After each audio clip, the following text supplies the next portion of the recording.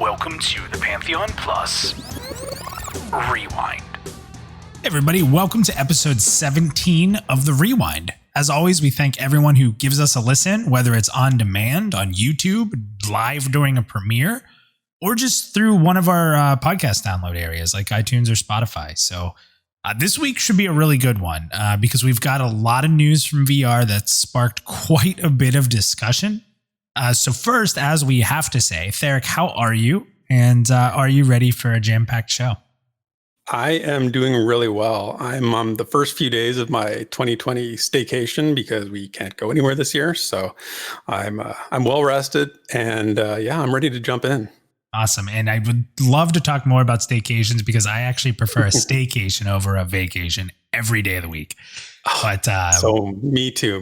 My wife hates the staycation. She goes crazy. Like she despises the staycation. I don't know. There's nothing more I want than to just be in my house without anything holding me back. Oh, I hear you, man. I hear you. Anyways, let's go ahead and jump right in because, like I said, there is a lot to cover this week. This week in Visionary Realms news and notes. Okay, as always, we start with VR and what they're talking about out there and what the community's talking about with that. So we actually retreated to a developer stream Thursday night, and it was entitled State of the Game. Now, we have a video out there. We're going to talk a little bit more about that later. I'm sure there's going to be pieces throughout the podcast that reference this. So it's not my goal to give you guys every single detail. So I'm going to give a kind of quick wrap up on the things that I thought were pretty important to know. And then Therek, anything you want to share as well. But let me get started by saying, we got a lot of info on pre-alpha 5 and what that's going to look like. So first, to check off the list, we'll be seeing emails, I guess, next week if you're in the VIP program for the what they're calling the pre-alpha 5 shakedown.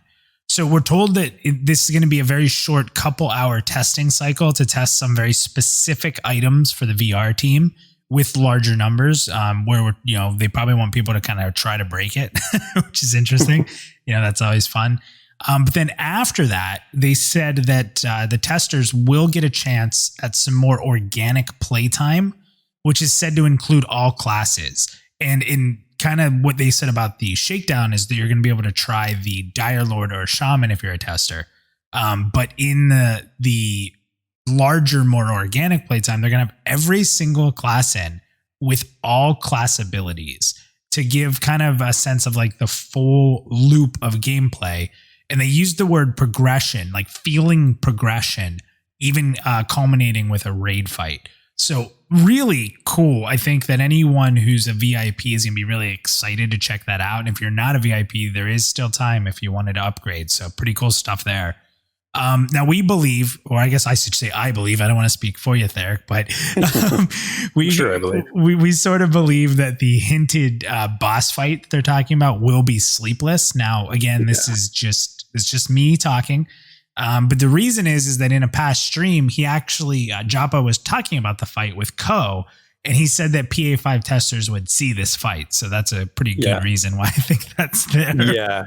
He also said that we've seen pieces of it before. We had hints of it. So, and I can't think of any other, except for the one in Halner Cave way back in the day. Nashura. We haven't seen any others other than Sleepless. So pretty strong bet. Yeah, he specifically said too that players will have to overcome climate, and we've seen what the Sleepless fight does with a climate sense. So I'm thinking that that's a lot of the clues are being pointed towards that. So that should be exciting if that is the case.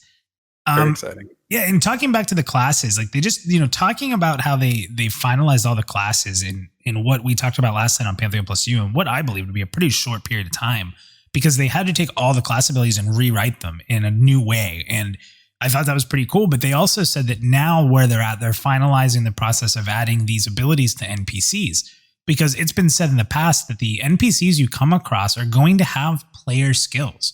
Like you can get messed, you can get, Dire Lord blood abilities thrown on you, all that kind of stuff. So that's exciting to hear that they're getting towards the end of that. And that's going to be another piece of that full game loop, right? Of experiencing that kind of thing. So pretty cool. That's huge. Like that's a pretty big announcement. I don't think that can be understated too much. I think think that's a pretty big announcement. And I just want to, while we're talking about this, somebody last night on Pantheon.Plus, one of our listeners, actually, Unix1636, asked me a question about this sort of through a direct message. And I just want to answer it right now because he was saying, because we're going to see the Dire Lord and the Shaman in the early, part, the shakedown or the early focus testing. Is that an indication of, are those the only two classes that are in a fully complete state or in a state of readiness to play? And he was just sort of voicing some concerns that maybe that's an indication of, the overall state of the game. And I think they answered that later on, like you said, so in that later, the full, like you see, more organic play session, it's going to be all the classes are going to be available with their abilities, right? Yeah, the full complement of abilities. We don't know when that's going to be. We don't have clarity on the fact of, they said, PA5 will happen before the end of the summer. I don't know if that just means the shakedown. I don't know if that includes the organic loop, right? So I don't want to over speculate that. We don't know that yet. And hopefully there'll be more clarity on that coming up. Some other things that stood out to me, they talked about faction, and they kind of I got this sense of how full it'll be, not just some kind of EQ faction system. It's not only how the player feels towards NPCs, but how the NPCs feel towards each other, and what kind of dialogue you'll have is going to influence it, which my sense would say that that's also going to heavily affect flagging for the keeper system. So it's really, again, every piece of this loop, this organic loop, is tied to something else. And I love that, right? Even talking about the classes like we were, the NPCs are going to have those abilities. It's just really neat. It's really exciting. I think they've been working really hard to get to this point to show a true Pantheon experience. And while I understand that a lot of people maybe are impatient because it's been a long wait, it's been a really long time since a tester's been able to get in. I get it. But I think, not being that white knight, I really think it's going to be worthwhile to feel the game as it should be. And I'm excited for that. I think this pre-alpha session is going to look much different than the previous ones we've seen. And I think a lot of the systems that are in place, they talked about, we haven't seen these in pre-alpha sessions before. Climbing hasn't been in, the faction system, some of the other ones we talked about, some of the class skills. This is going to be a pretty big experience, much different than what we've seen already. Yeah. They mentioned patch notes. You guys can go back and check that out on their stream. They talked about 2 new areas. Grandfather's Thorn it was, right? I think that's what it was called. And Silent Plains. And Ronik sort of made some comments about Silent Plains. There seems to be Silent Plains came up quite a bit. There seems to be some excitement around this zone. They wanted to talk about it. They were chomping at the bit to talk about it. They really were. They're going to leave us hanging, right? So that's okay. And we're going to talk about this a ton, so I'm not going to go into a lot of detail here, but they did talk more about the death penalty. And the piece I wanted to tie in before we dig in more in the rewind here on the death penalty is that they brought the crafting piece into it. How they said that, crafters will be able to repair durability, but they want to do it in a more meaningful way than just handing out repair kits. And I like that a lot. So it's kind of exciting. Yeah. I'm the more things you can do to tie a crafter into the world, I'm actually really all for it. Even if I'm not going to be a huge crafter, I still want to have value to my crafter friends or people like Nefel who we play with, hopefully. That kind of stuff I think is really cool. Yeah. We'll dig into that in the community discussions piece because he has a really good post about that, and I want to dig into that quite in depth. And foreshadowing. Foreshadowing. Yes, that's right. It's more to come. But before we move on, there is one more thing I just wanted to mention because it was something that intrigued me, was how he talked about the climbing system and how what it's going to look like in this pre-alpha session. And Joppa talked about it. He used the word gamified. And I think we're interpreting that to mean that it's now connected to endurance or some sort of limited resource that you have to use to climb, and also connecting it to some sort of skill level. And he didn't say that specifically, but I think it's a safe sort of interpretation. I don't know if you feel that way, but I definitely do. Yeah. And I think that's going to be interesting to see because we've sort of seen it in a vacuum up to this point. We've seen it in a sort of free form. You can just try it here, or we're going to show you what this looks like. Now it's going to be more of a, how can you use this with the resources that you have, right? So. Yeah, and I think another reason why I really do agree with your take on that is I think Joppa was on a roundtable. Was it last month or the month before? And he answered a question I threw out there about like the rogue rope, like the fact that like if everyone's able to climb well and level up, like what's the advantage to a rogue having a rope? And he talked a lot about the skill needed, the gear, and how a rogue is going to be a stronger climber. So there's a lot to climbing that we haven't gotten a great feel for just yet. Yeah. So looking forward to seeing that. Yeah. Awesome stuff. The dev stream was really good. There was, some good Q&A there as well, and the patch notes. So there's more to check out. You guys can see that on Pantheon.Plus, but we'll talk about that later. Let's jump over to what we always do. We talk about what the community's talking about from a standpoint of their Twitter account. Typically, Kilson's the one posting some questions, and it usually gets some good thought. And you kind of get a feel for how the community, at least on Twitter, feels about some of these things. So I told you we're going to be talking a lot about the death penalty today. So the first topic he said is, with more details revealed about our very own Droppa, what are your thoughts? So I just want to read this real quick. Here's the death penalty. Return to your bind spot, lose X% of XP towards next level, durability hit to worn equipment, respawn with gear you were wearing. All inventory remains on your corpse and must be looted. So the bags, your clickies, anything in your inventory that's not equipped, including money, will stay on your corpse. And that resurrection abilities will return an amount of lost XP, and that all what they dub as priest classes or healers will boast the same amount of experience return for the reses. So that's the question, like with the details revealed, what are your thoughts? That's what people are talking to. So let me go ahead and read through this here. Franklin says, does this mean that our future characters will have plenty of work with Necro's corpse summoning and Bard's corpse locating song? I'm getting all kinds of hype. I'll tell you, the Necro and Bard crowd will always find a way to get in on the conversation. Always. I want to hear what the corpse locating song sounds like. It's got to be like Sweet Dreams by Marilyn Manson. Like that would be great for that. Right. There you go. I posted in there, this sounds like a great rogue ability. I didn't. No, rogues are corpse creators, not corpse summoners. Yes. Okay. Yeah. Lexer actually said they're exactly what I expected, but missing sort of that Pantheon twist we've come to love. I'm not sure corpse recovery still really fits into Pantheon motto of 2 hours for a productive session. Many of us have had past corpse runs that have taken multi-hours. Micah actually jumped in on that conversation too. He's not a huge fan of this. He said hate mail is why he didn't answer. Having to run hours back to my corpse to retrieve the items I was gathering to craft gear, pots, food for my team is not something I want to do anymore. I said it before, and this will just encourage dual boxing. EXP durability loss alone is fine. So he's not for it. And honestly, there were a lot of different takes on this. This is, I don't know. I felt like when this was said that it was going to be like everyone was going to be pretty happy because it had a piece of everything without much compromise. Yeah, that was my take too. Yeah, but it's not what we're seeing. Christo goes by @ChrisPlaco says, durability is a poor excuse for realism in any game. It adds an additional layer of useless complexity and only serves to be a money sink. Death penalty? Yes. XP loss? Yes. De-leveling if you die without a buffer? Yes. Durability though? Why? Weapons and armors breaking? Why? We'll get into that a bit more. Yeah.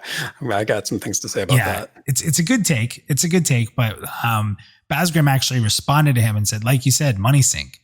Even though repairing armor isn't exactly fun, as long as it doesn't take too long, it can be an effective money sink, which might in of itself be a reason for it to be there. Games without money sinks have broken economies, which eventually turn into broken games. So it's a really good take. That's true. That's true. When the economy tanks, the game does go south real quick. Yeah. So @AnalogKid, it goes by Seneca Presley, says, I know you want death to come at a cost, but what it did in EQ was remove anyone's willingness to take risks.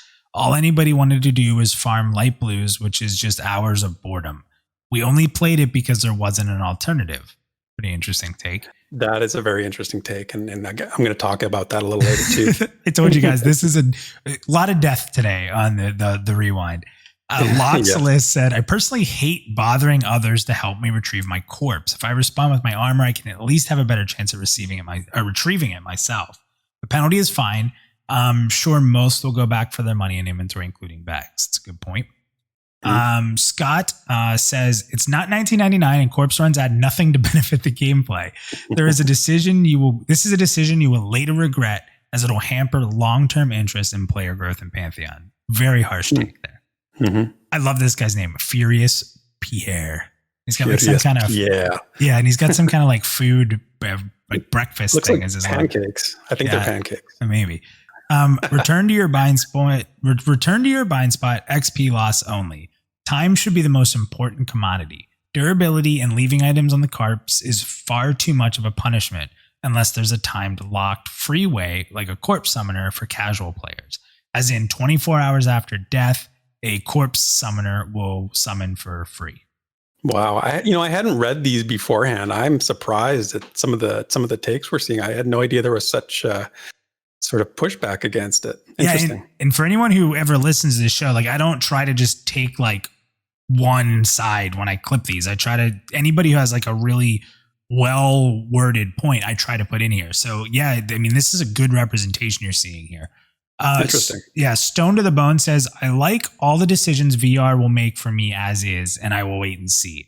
I'll wait until I'm playing the game to get to see it in its entirety. Until then, for me, it's hypothetical. I will wait till it's done for review, and then it looks at this point to be a compromise, which is fine by me. Well, Stone, I agree with you, but if without hypothetical, we don't have a show. Yeah, I was sort of thinking the same thing. I'm like, very reasonable. I agree with that, but wait a minute, and then we had nothing to talk about then. So no. Totally. Disposalist says, while Naked Corpse Run were social opportunities, I think the new normal game has plenty and should be the focus. Respawning with gear means you can play while getting back to your other equipment. I prefer it. And XP loss, de-leveling, repairs, etc. can be tuned for severity. Good point. Mm-hmm. Nifel, who we're going to hear from later, I am mostly good with it, but I did post some thoughts in the thread this morning. My biggest concern right now is if it'll become trivial at max level. Foreshadowing. That's our new thing today. D-Roth says, I like it. Let the risk of adventuring live once again. Like, and here's what I posted. I put, I'm excited. Finding the compromise to keeping death meaningful but adjusting to the times is important.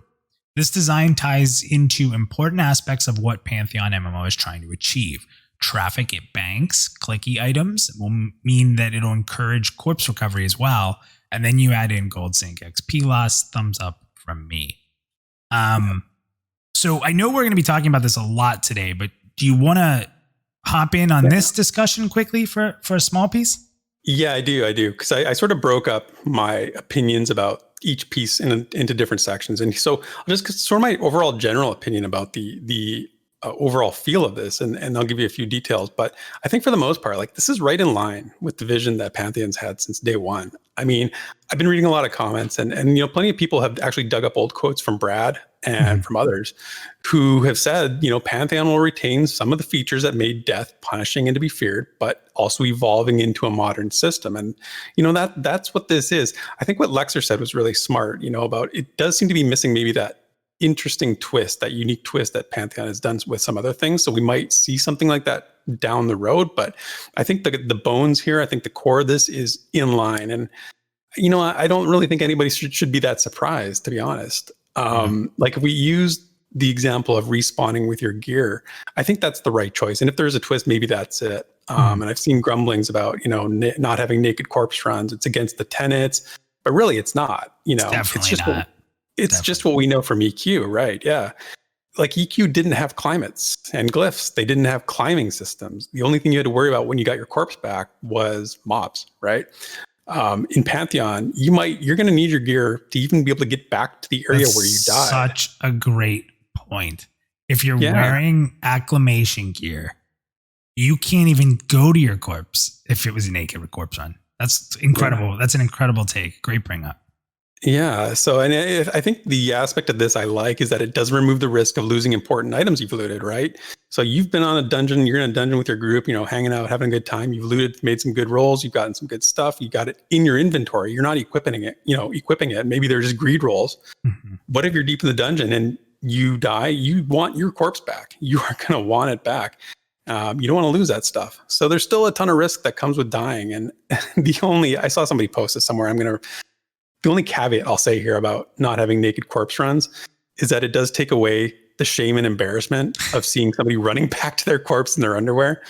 There's something very social that I love about having people sort of like judge you as you trot by on your walk of shame. Those are good times, but no, great points. And like I said, we're going to get into even more of this throughout this show, but those are really good points. And I think you did a great job of really adding some depth there for sure. The whole thing about not even being able to go to the area, that's huge. It's absolutely huge. And I think people, like a lot of people have said, well, we're just going to throw it in the bank. We're going to throw all our stuff in the bank and it won't matter. Who's throwing J-Boots in the bank? If there's an item like J-Boot, like clickies, you don't throw clickies in the bank. Sometimes they're what make you strong. You're not just going to throw them in the bank. So yeah. I mean, people carry alternate, gear for situations that they might come across. I don't know. I think there's lots of situations where you're gonna want that corpse back.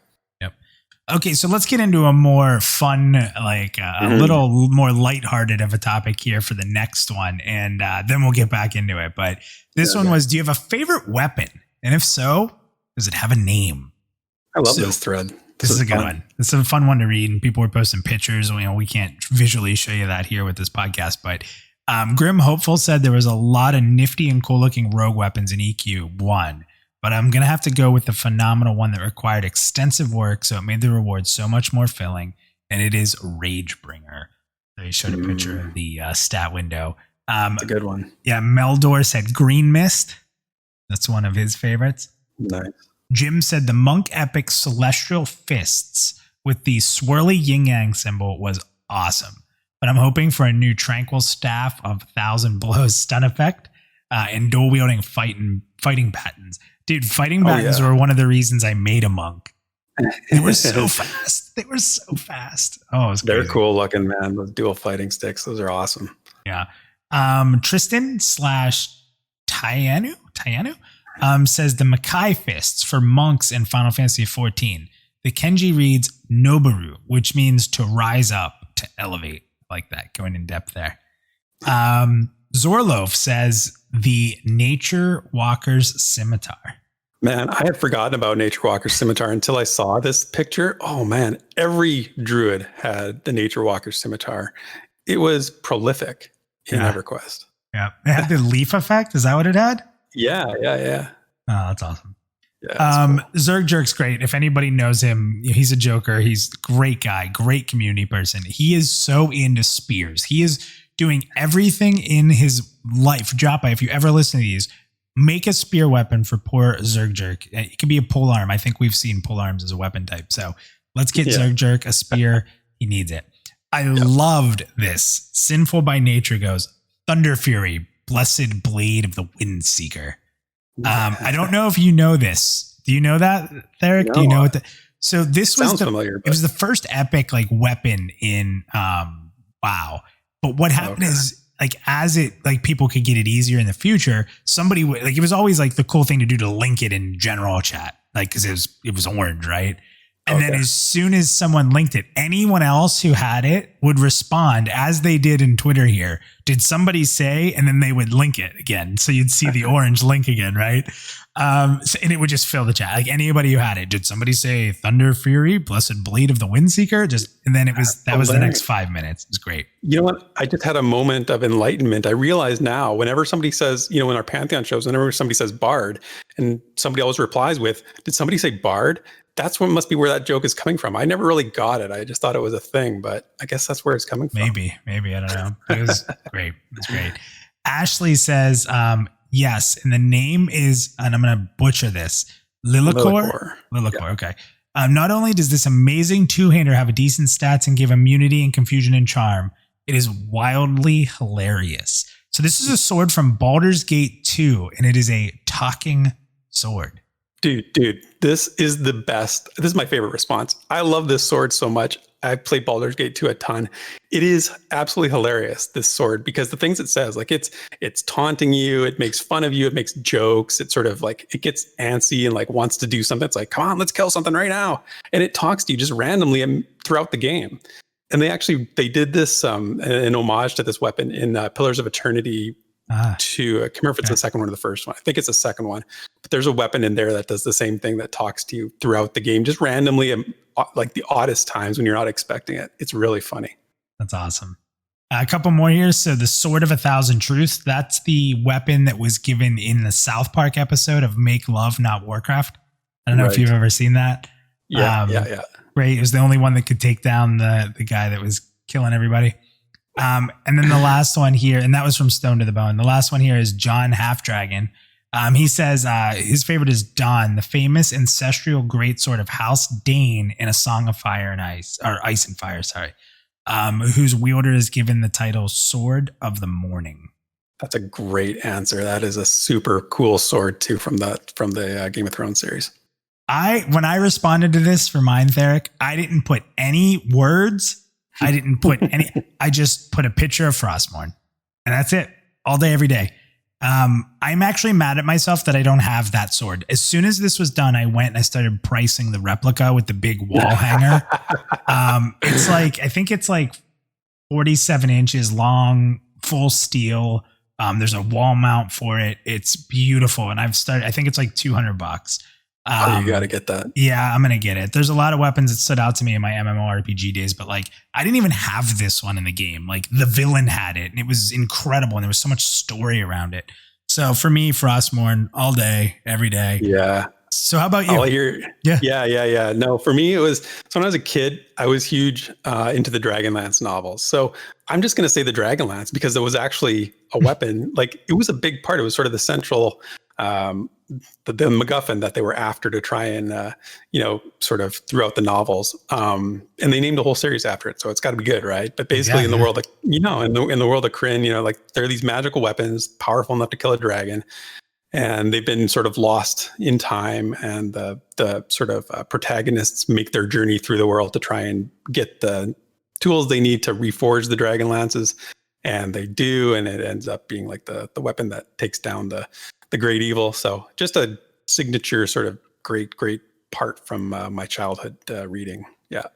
Awesome. So great start to the show today with a lot of in-depth stuff and discussion on some pretty important things within VR's direct reach. So that's it for VR news and notes. When the Pantheon community speaks, we listen. So let's dig into social media and see what the discussion is all about. Okay. So yeah, like we said earlier, like when it rains, it pours, and July was a long month. There was 5 Thursdays in it, and we didn't get a lot of VR news until yesterday, or I guess it's a couple of days ago now when you're listening to this. But we did get a big news drop, and we've been talking about that already a lot up to this point. And we've sort of glossed over some of it because I want to dive into some deeper discussions here. And I've edited the responses to the discussions a little more this week just to keep the show from being like 4 hours long. But we're going to go to the PantheonMMO.com forums first. And as we said earlier, our pal and master crafter Nefel got a really good discussion going about how to deal with item durability. And as VR suggested, that will be in the game. So it's in the crafting subforum. The post is titled Death, Durability, and Repair. So the question he poses is, quote, how do you think durability should work in Pantheon? How do you think stats of items should be affected by it? How do you think repairs should work? And how do you think the crafters should be involved? So the way Nefel usually posts things is he asks the question, he lets the community respond, and then he jumps in with his idea. So I'll sort of follow that format here as well. So first up, VJack said, it's been, as previously discussed dozens of times and demonstrated in every historical game that has tried it, without actual item loss through durability, it's a sad gimmick. But I don't see them doing that personally. It's a dirty band-aid on an arterial laceration of economic inflation as far as removing coin from a broken economy. Item loss from durability could, without too much exaggeration, completely shift the entire design of Pantheon's economy, their looting systems, crafting, and adventure loops, as well as many other game systems. Yeah, it would be a big deal. So he takes a pretty hard line there with that. Delphalis said, I would hope there is some sort of item loss and or heavy player interaction with crafting to repair. I would imagine one could buy an item from a vendor and take it to a player with the adequate skill to repair the item. If there's no crafters, then a higher gold cost overall to repair via NPC maybe. Questar said, as someone who loves crafting, I hope total durability down to loss of item does occur. I think it brings a touch of realism that's fun to deal with. Simple weapons require simple fixes. Magic items, more difficult fixes. I'm very much looking forward to it. Titanius, say that 3 times fast, said more than likely durability won't have much effect on crafters, other than there may be some crafters who could craft portable durability fixes to sell to players. Or what if they made all the drops from raids, dungeons, and quests have low durability? They may have good stats, but are used up pretty quickly. Maybe the crafter's job is to give the items more durability so that they can survive, or so you can survive enough deaths to actually use the gear. Baron999 said, I see a lot of potential in this. Each crafting class could repair items that they can produce themselves. So this means a smith can make a sword as well as they can repair swords, even swords they didn't make themselves. You could add in several layers where the crafter can only repair items they have discovered in their recipes. If there are repair NPCs, I would allow them to repair up to a certain degree. A crafter, however, should be able to repair the items to a higher degree. I love that. I love that a lot. I'll go into it more, but I just wanted to say I love that right there. So. Yeah. He's a really prolific poster, Baron999, and I think he's really well involved with the crafting scene too over on Nefel's site on Pantheon Crafters. So he's got a really good high level of knowledge when it comes to this stuff. Lucy said, as someone who does enjoy crafting in games, I like the idea presented that crafters can not only craft, but also repair the same item types as they're able to craft. It lends itself well to a dynamic world that stresses player interactions and the importance of community. It makes sense. Perhaps allow potions of repair or something similar that will take you from the edge of broken to buy you some time to find someone who can do your major repairs, but the use of which is not conducive long term. It's like using a bandage until you can get to your healer. Gigantor said, I could see 2 types of durability loss, minor and severe. If you incur minor damage to your gear, I would expect to see a loss of gradual percentage of stats. Severe, however, would make the item no longer function or wearable until repaired by the appropriate profession, or find an NPC who specializes in teaching players that profession for quite a heavy increase in material costs or straight gold. So we're kind of seeing like the divergence between the straight up item loss and then people who are just saying like make the item unusable sort of thing. So next up, Trasic said, I don't think that a cash payment is enough. We just end up with a WoW style cash sink of little consequence. I'd like to see a repair requiring a bit of the base material of the item and the skill to repair it. The level of damage will influence the amount of material and how hard it is to repair. I would limit damageable items to visible armor slots and worn weapons, so each player really only needs to have one go-to repairer for armor and another for weapons. So those are the responses. Now, here's where Nefel jumps in and gives his idea for how this system might look. And he, sort of gives a disclaimer, right? He's just sort of throwing this out there. It could be analyzed quite a bit further, but here's the background. Basically, durability as an across-the-board money sink tends to be boring, and players view it as a tax, which it is. Systems that try to involve crafters in repairing items tend to end up feeling gimmicky, like tiered versions of repaired kits, or lopsided, where crafters repair items better than NPCs do. In some cases, they can make people feel required to take up crafting just to repair their own gear, which doesn't really help social interaction. So here's the idea. Firstly, there's no durability number or percentage. Secondly, each time a character dies, worn items have a very low percentage chance to become, quote, damaged. A damaged item loses some of its effectiveness. Think of a damaged condition as like a debuff on the item. So if you had like a sword or a blade, it would become like a nicked blade or dented or chipped or something like that.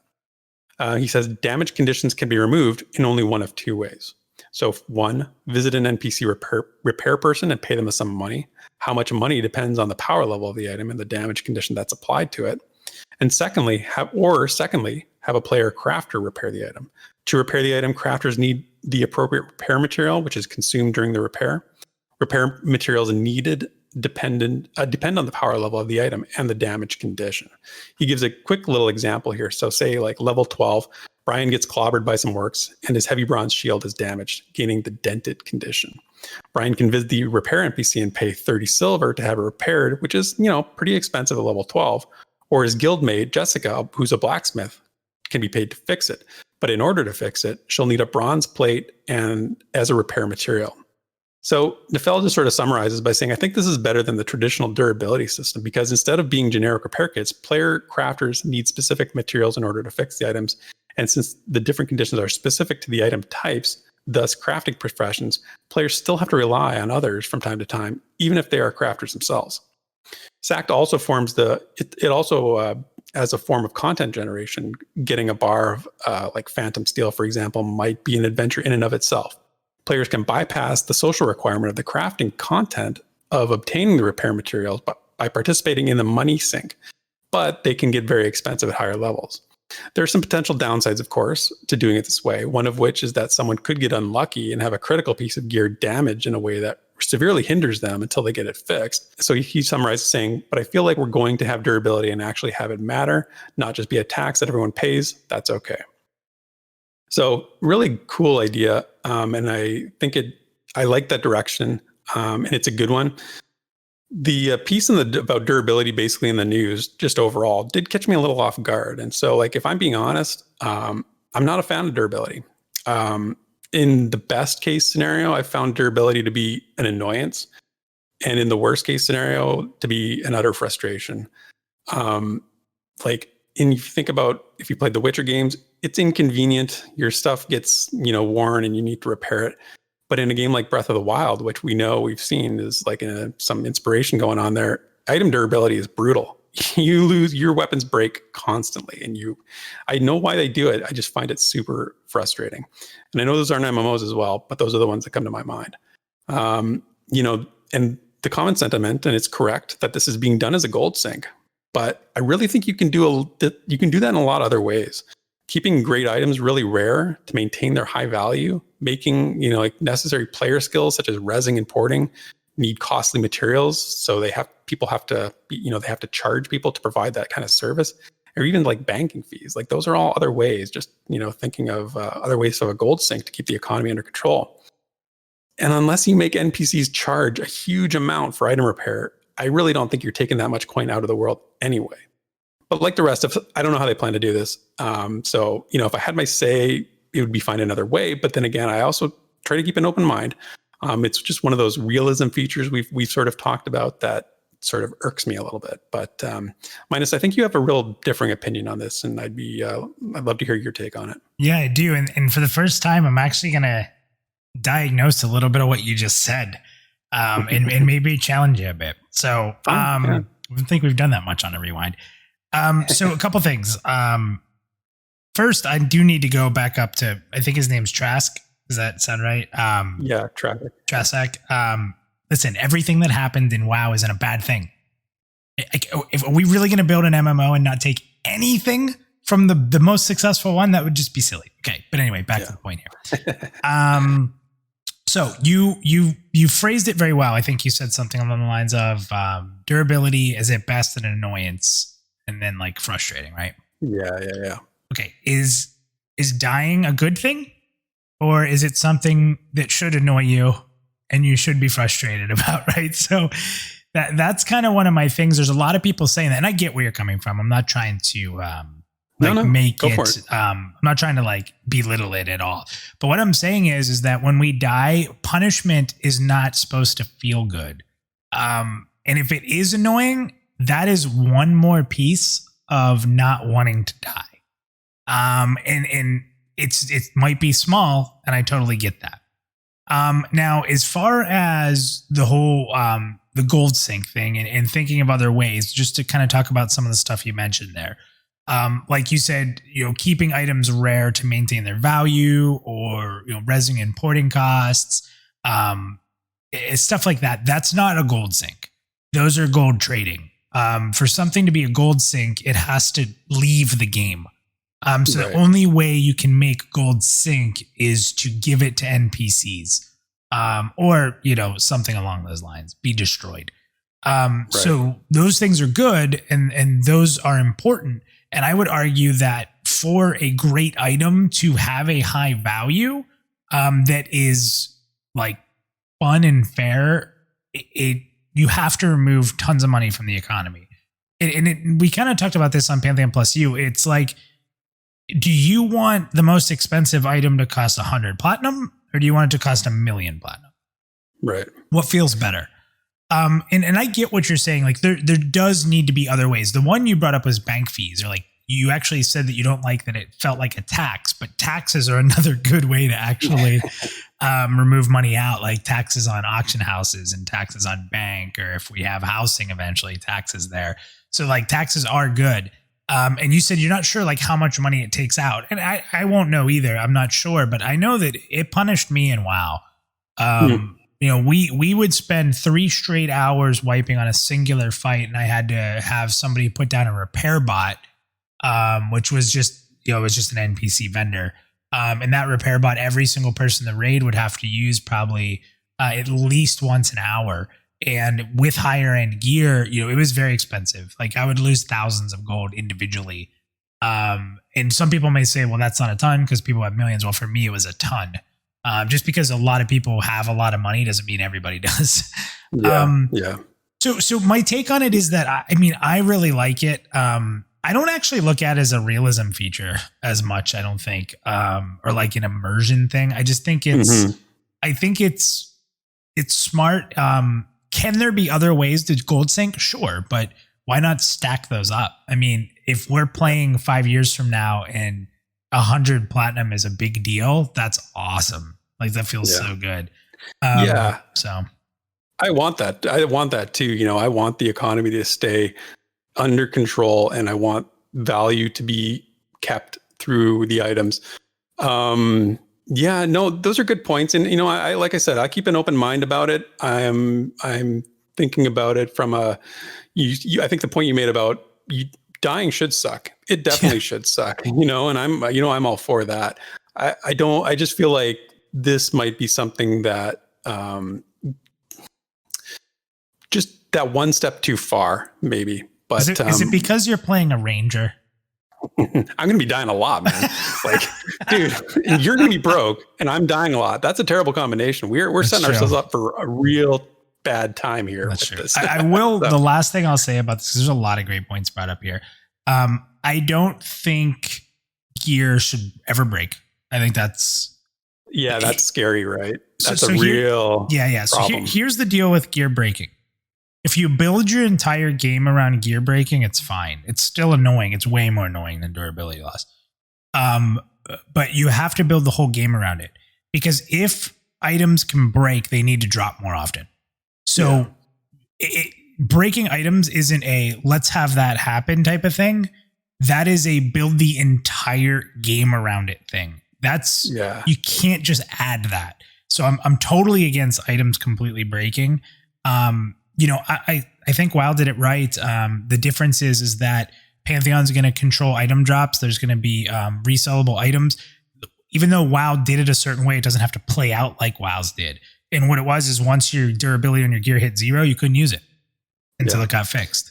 I don't want to see items breaking either. And I think that's what VJX said. The first comment was basically, you better appreciate how much of an impact that'll have on the game, and probably not something that they want to do anyway. So yeah, that would suck. I mean, I don't want to lose my rare drop. How much would you farm for a crazy awesome epic sword and then on top of that use it knowing it could break forever? Like that's game changing. Yeah. Well, I mentioned Breath of the Wild. You know, that was exactly what I did in Breath of the Wild. I would get an awesome weapon and then I would never use it because I'm like, I don't want to lose this thing. I'm going to need it at some point.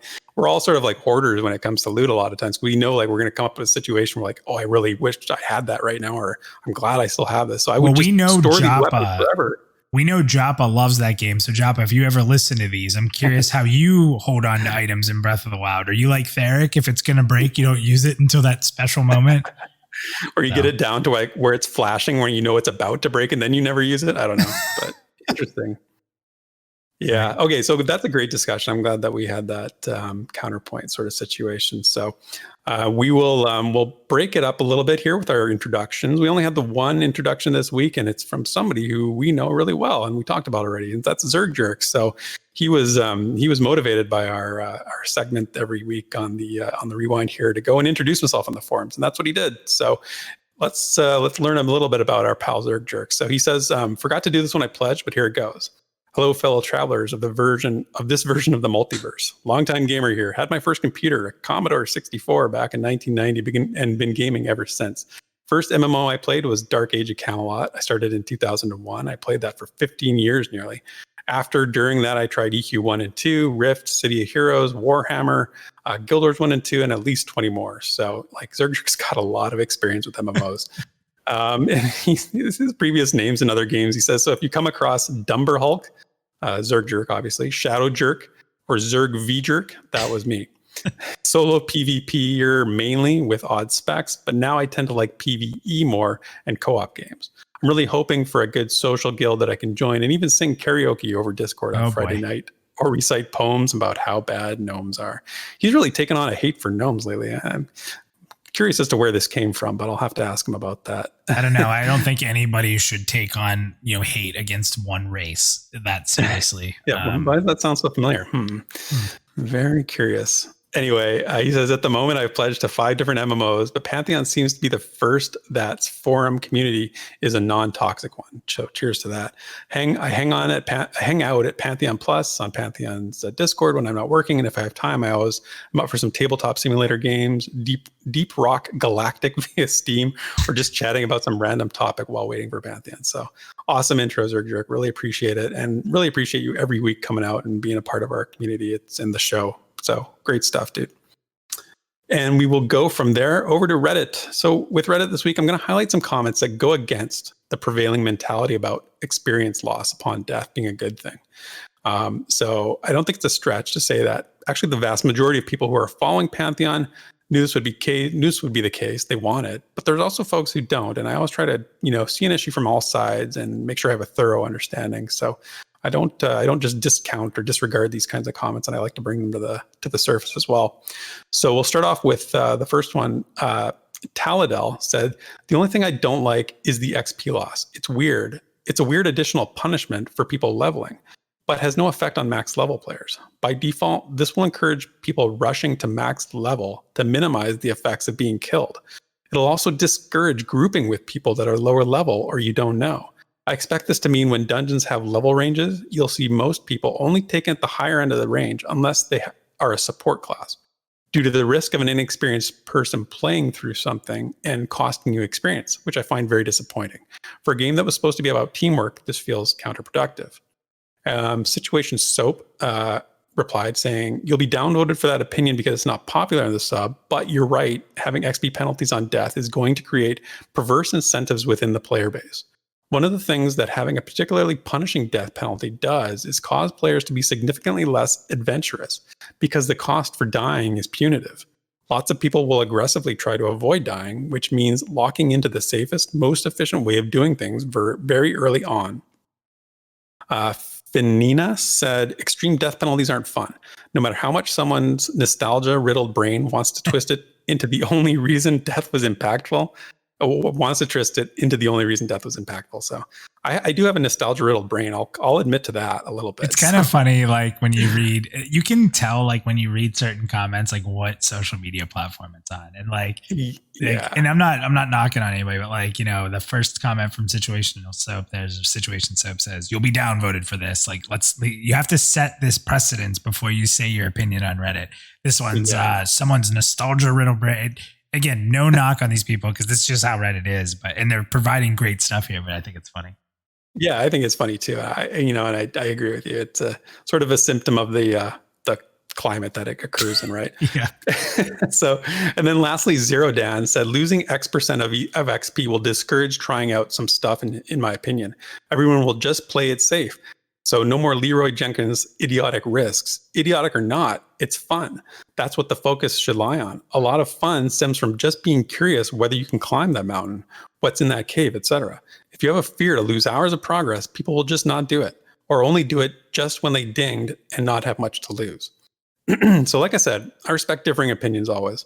I really do think XP loss, though, was the easiest decision for VR to make when it came to the death penalty, bit of a no-brainer. It just makes the most sense. And it's, basically it's the primary means of progression in this game, risk versus reward. It always comes back to having respect for the world. Fun isn't feeling like everything is just there for the taking, so I don't think that risk discourages exploration like some people said here, and taking on fights. In fact, I think it encourages it because at the end of the day, there's plenty of MMOs out there right now. You can play where XP loss is like negligible and there's no real danger. So, I don't know why Pantheon would want to be just another face in that crowd. But this one, I think we're on the same page, right? Yeah, and there's one little thing I want to talk about here that's important. One, I don't have any facts. I don't have any details, but my heart tells me we're going to learn something about dying at max level where this XP loss is going to matter somehow. I think that's coming. The de-leveling is not rolled out. I think we saw that with Joppa's face last night. There's something going on with that. And I got to be honest, like, I think, I've never streamed a game like this. Like I streamed a couple things here and there, but I've never streamed a game I'm going to be super dedicated in and try to, constantly be a part of the community. And I'm going to tell you right now, you're going to see me dying all the time on the stream, and it's probably going to be people's favorite things. But here's the other piece of it. When we talk about dying all the time, so people in the Pantheon community are really against like dailies and repetitive tasks, right?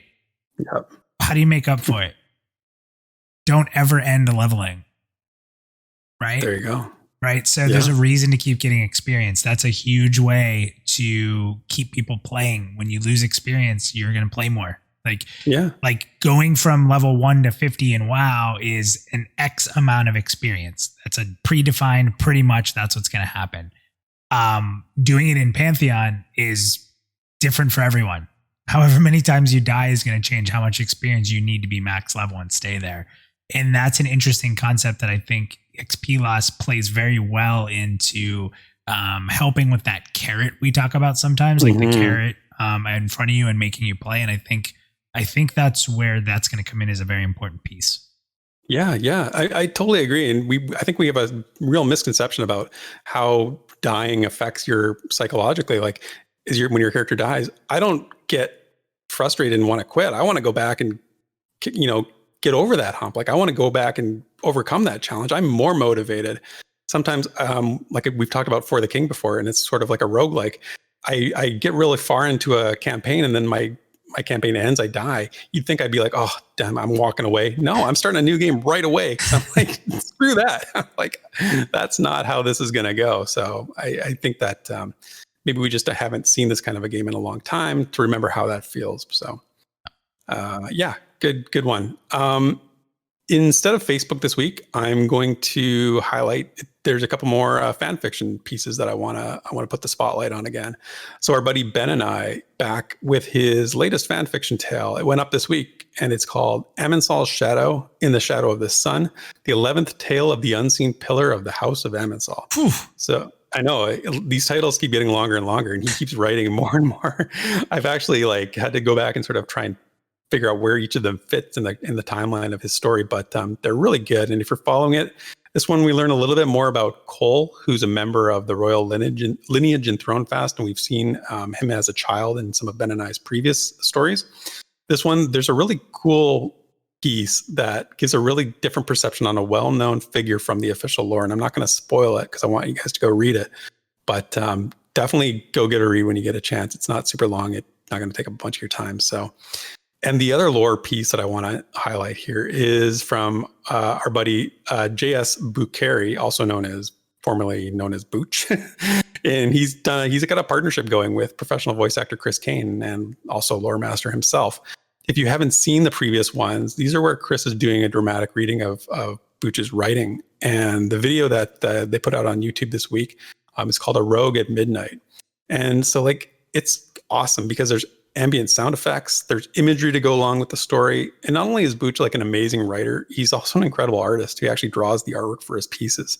It's 4 minutes to go and watch this, and it's definitely deserves more views. So I encourage all of our listeners to go and check it out and leave a comment for Booch and Chris and let them know that you enjoy that. So I really enjoy them, and I can't wait for more of those. So yeah, and that's it for this week's community discussions.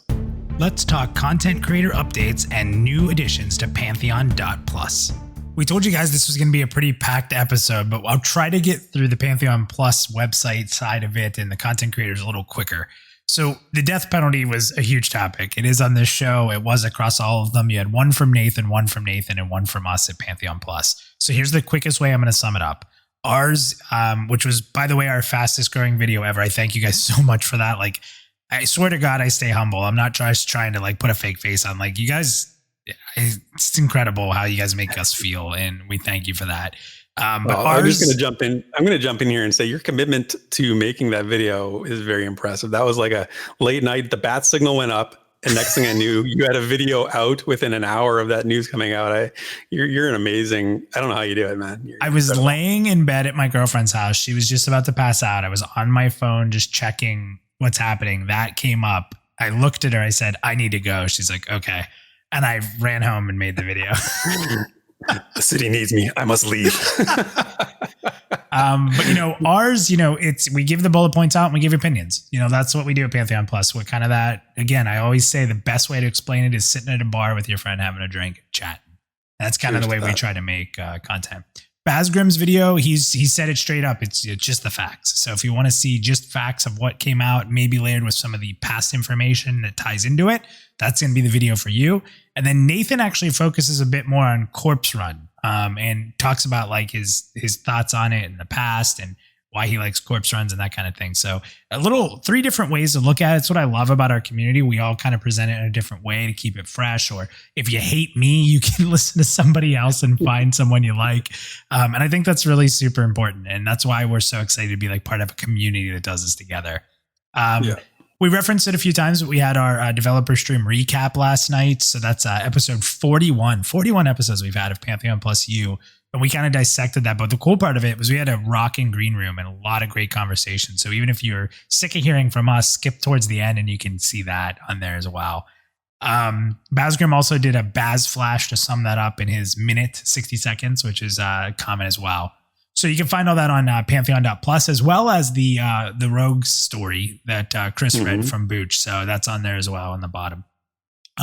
So what's being worked on? So I put a spoiler out last night during Pantheon Plus U. I posted the splash videos, pictures for our 2 YouTube videos coming up. We should have one coming up a couple days after you're listening to this. And that will be for climates, which will be climate and acclimation. And we'll have a second video probably a week later that's going to talk about artifacts and atmospheres. And it's cool because each one of them we've been able to tie in a boss fight we've seen. We've tied in conversation from newsletters, from Discord, all kinds of stuff in these. So tying them all together, we did some custom artwork. I think it's going to give a really good view on these systems and how important they are. And then at the end of the month, we're actually going to have a Pantheon Plus U episode, which ties them together and opens up discussion about how these systems are going to work.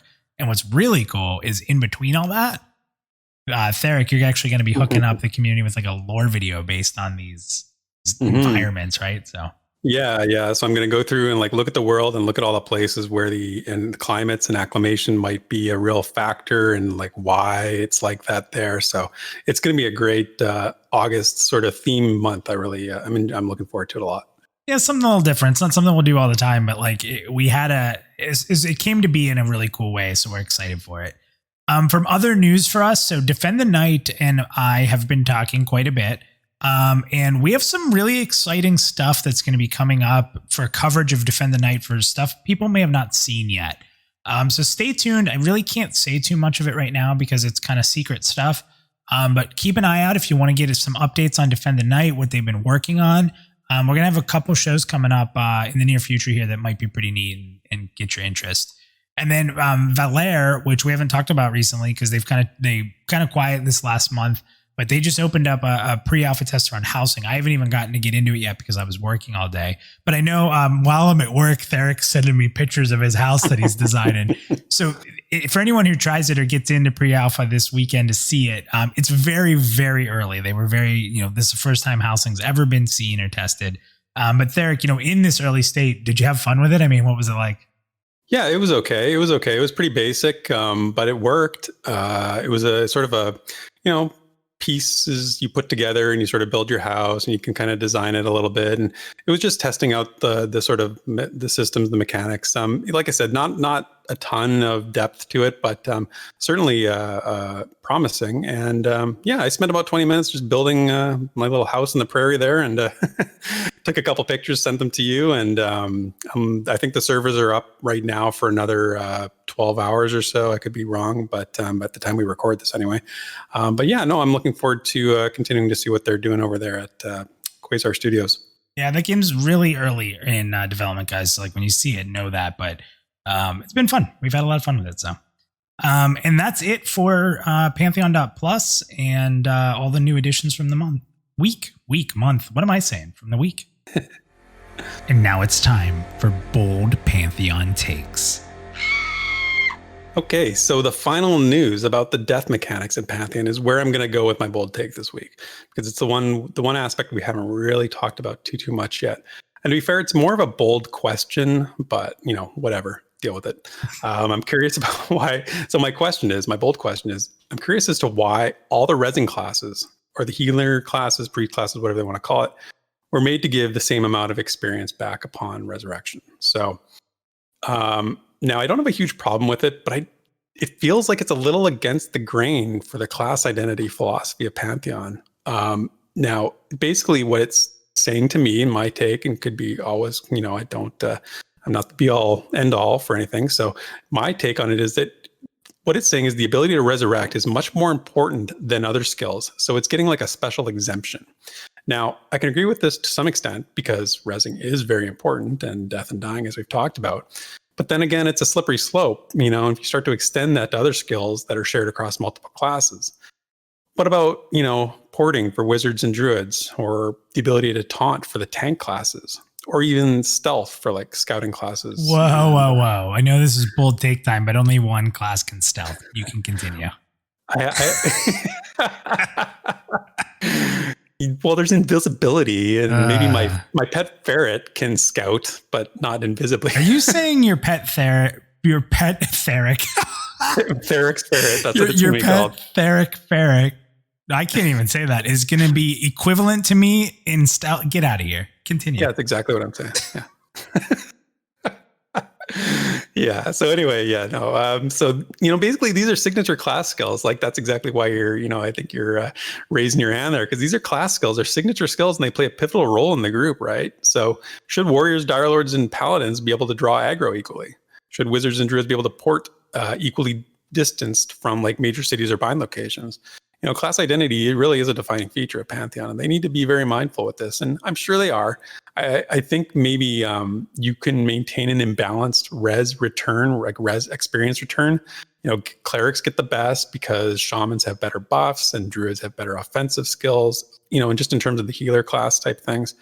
That's just an example. But having said that, again, I'm sure they consider this. I would love to hear the reasoning behind this decision. But, again, if I had to guess, they don't want to make one of the healer classes the required class just because it returns the most XP upon rezzing. So, you get to that sort of, viability question that we've talked about before. But have you thought about that at all, Minus? What's your take on that? It's very interesting the way you pose it there. It made me think of it a little differently. But what I would say is that if you were to use the most effective tactics available. No. I didn't say it. If you use the most effective tactics available and there is a class that can res higher, it is going to support that most effective tactics available very heavily. Especially if experience loss is painful. Like, if a cleric gives you more experience, the server population of healers will highly lean towards cleric. It just is an example. Now, for people who want to be backup healers or support, you'll still see druids and shaman. But if the cleric can res more and be more effective in that role, especially for progression guilds, it's such a slant. I get what you're saying. You actually made me think twice about saying that, even because of talking about how you did the other classes there. But that's a tough one. That's tough. Yeah, like I said, I think it does fall into that category of being such a crucial mechanic, a crucial ability, that it gets a bit of an exemption. But who knows? Maybe we'll hear more about it later. But so what's your bold take? I got to tell you, Out of everything we do, there's nothing harder in the world than come up with a bold take on every week in, week out basis. It's so hard. So that's a small hint that this category may be rotating out in the future. I don't want to have a bold take just to have it, right? Like, so I sit here and I'm like, well, what is a bold take? Like, I'm not doing this just to make people mad, but if it's bold, it's got to be bold. So I still think I have a few, but it took me a little bit to come up with this one, but I've kind of talked about it before, so I'm just going to put it all in one neat package. So here's my bold take. If VR has to or decides to go back on a tenet that the game is based on, I think that without a doubt, it's going to be instancing. Now, I'm not saying that the game will become WoW-like. Everybody put your pitchforks down. You can stab me when I'm done. I think that there's no danger to do this. But I do think that, I just don't think there's any danger it's going to become WoW-like, right? But I do think that there's going to be certain areas, like deep within a raid area or a dungeon, somewhere very hard to get to, that will lead to like an instanced event style fight in the future. I think that what you can do with instancing of a special story or an epic like end to a big fight or something that you've been building up to, it's just too good to skip out on it from a developer standpoint. I think too that while there may be backlash at first, if this ever were to happen, I think that since it'll be so little content that's instance versus like the majority of the game being non-instance and open, that it will eventually, I think, be something that would be welcomed as a good idea. I just think when it comes to battling in like a changing environment where the ground breaks or the room shifts, or perhaps there's a battle in space, or the fight teleports you into a new area and this and that, like something crazy like that, that only works as an instance battle. And maybe I'm wrong, but I just don't see it happening any other way, especially with corpse recovery. I don't see a lot of value in having spectators in those types of fights either. Like that's a big thing. Like, well, I want to be there to watch it. If you're being teleported by the big baddie up into a spaceship and flying through space, and there's this huge event coming, you got to kill him before the end of this thing. You shouldn't have spectators there checking it out. Just like, hey, I'm just on the ship hanging out. Like it's stupid. I don't know. So I think that if it's done well and sparingly for these special events or special story experiences or these culminating big things, I think it's going to be very redeeming to experience it that way. So let me be clear. Yeah. I don't think they're going to do this just because they don't want to hold true to their tenet. I don't think that at all. But just because I think they'll be able to deliver some great content this way in the future. Yeah. What do you think? I'm gonna give you some props here because you said something a while ago that has kind of stuck in my brain. I've been really hardcore on the open world aspect of things, and instancing is something that I've been very against. But you did ask me one time, you said, what if you've been working on this perception storyline that, you've been spending a month working on it. You're getting to the epic final conclusion of it. It's a huge boss battle. It's a thing, that you've invested a lot of time in, and you go to do it and it's a pure open world system and somebody, group runs in, ganks it, you're out, that kind of thing. And that kind of lingered in my brain. It kind of hung around, and I've kind of started to see the logic there, so I don't think you're, it's not that off the plate, I guess, in my mind, in terms of being hardcore open world. I can see where you're going with this, and I kind of like where you're going with it as well. Yeah, like I said, it's not open world will be the gameplay. But 5% instance for these special events. I mean, we're talking, let's be honest here. This is a medieval MMORPG, but it's very sci-fi. There's space and collisions, like teleporting up into space where you're the only group that's there and fighting this. And I get the whole, well, you're not the only hero, but maybe you're the one that's there at that point, So and again, I can't even think to myself like Zerg running around with a spear, just watching up on the spaceship that we somehow found our way there through half of a fight. Like, hey guys, it's so silly to me. If we're on a spaceship, he's going to be killing a lot of gnomes because they're the only ones that have a spaceship at this point in the whole lore. So that might be good for him. He might like that. So there's my bold take. I guess it's not too bad, but it's tough to come up with these on a weekly basis. So, well, Therek, we ran over a few minutes. It's not crazy. Okay. It's not the longest episode we've ever had, but I think that there was a lot of good discussion to be had. We got a lot of information, and hopefully you guys have all enjoyed it. So as always, thank you for checking this out with us. Thank you for being a part of the community. And we hope to continue to grow this however you like to listen to it, whether it's on YouTube Live, on demand, or again with our partners on Spotify or iTunes and stuff like that. So it's a blast as always. And we'll see you next week. Yeah. See you guys. Thank you for listening to this week's episode of the Pantheon.Plus Rewind. Be sure to follow Minus and all Pantheon.Plus related content on Twitter, Twitch, and YouTube under the name Pantheon.Plus. Also, be sure to follow Therek at PantheonTherek on Twitter. Keep up to date on all Pantheon Rise of the Fallen information on www.Pantheon.Plus, the definitive source for all media of Pantheon. Until next time.